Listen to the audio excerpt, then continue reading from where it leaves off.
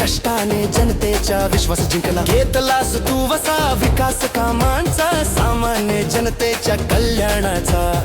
राखला वारसा शिवसेनेच्या सेवा भावाचा, मराठी मातीच्या जनतेच्या हक्काचा.